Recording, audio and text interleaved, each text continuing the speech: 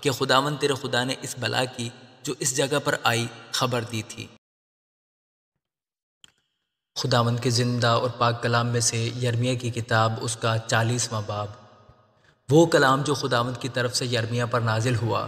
اس کے بعد کہ جلوداروں کے سردار نبوزردان نے اس کو راما سے روانہ کر دیا، جب اس نے اسے ہتھ کڑیوں سے جکڑا ہوا ان سب اسیروں کے درمیان پایا جو یروشلم اور یہودا کے تھے، جن کو اسیر کر کے بابل کو لے جا رہے تھے۔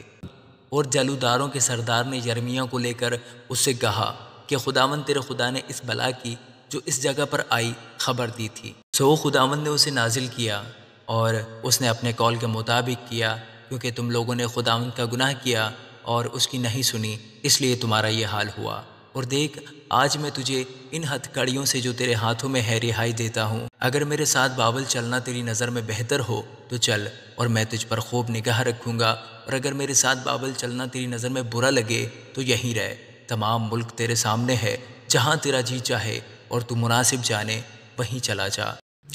وہ وہیں تھا کہ اس نے پھر کہا، تو جدلیہ بن اخیکام بن صافن کے پاس، جسے شاہ بابل نے یہودا کے شہروں کا حاکم کیا ہے، چلا جا اور لوگوں کے درمیان اس کے ساتھ رہ، ورنہ جہاں تیری نظر میں بہتر ہو وہاں چلا جا۔ اور جلوداروں کے سردار نے اسے خوراک اور انعام دے کر رخصت کیا۔ تب یرمیہ جدلیہ بن اخیکام کے پاس مصفا میں گیا اور اس کے ساتھ ان لوگوں کے درمیان جو اس ملک میں باقی رہ گئے تھے رہنے لگا۔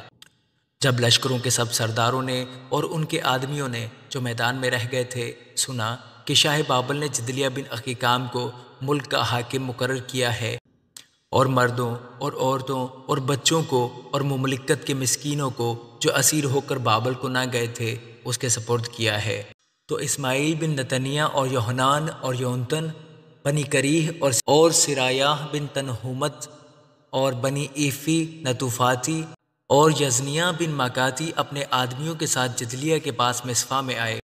اور جدلیہ بن اخیکام بن صافن نے ان سے اور ان کے آدمیوں سے قسم کھا کر کہا کہ تم کسدیوں کی خدمت گزاری سے نہ ڈرو، اپنے ملک میں بسو اور شاہ بابل کی خدمت کرو تو تمہارا بھلا ہوگا۔ اور دیکھو، میں تو اس لیے مصفا میں رہتا ہوں کہ جو کسدی ہمارے پاس آئیں ان کی خدمت میں حاضر رہوں، پر تم میں اور تابستانی میوے اور تیل جمع کر کے اپنے برتنوں میں رکھو اور اپنے شہروں میں جن پر تم نے قبضہ کیا ہے بسو۔ اور اسی طرح جب ان سب یہودیوں نے جو مواب اور بنی امون اور ادوم اور تمام ممالک میں تھے سنا کہ شاہ بابل نے یہودا کے چند لوگوں کو رہنے دیا ہے اور جدلیہ بن اخیکام بن صافن کو ان پر حاکم مقرر کیا ہے، تو سب یہودی ہر جگہ سے جہاں وہ تتر بتر کیے گئے تھے لوٹے اور یہودا کے ملک میں مصفا میں جدلیہ کے پاس آئے، اور میں اور تابستانی میوے کثرت سے جمع کیے۔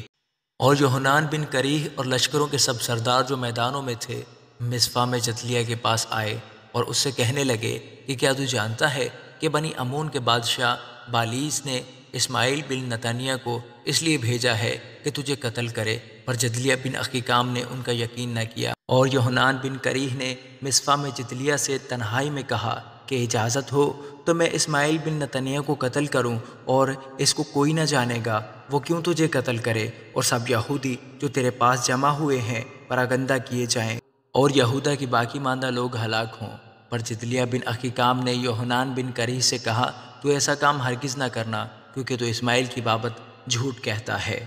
آمین۔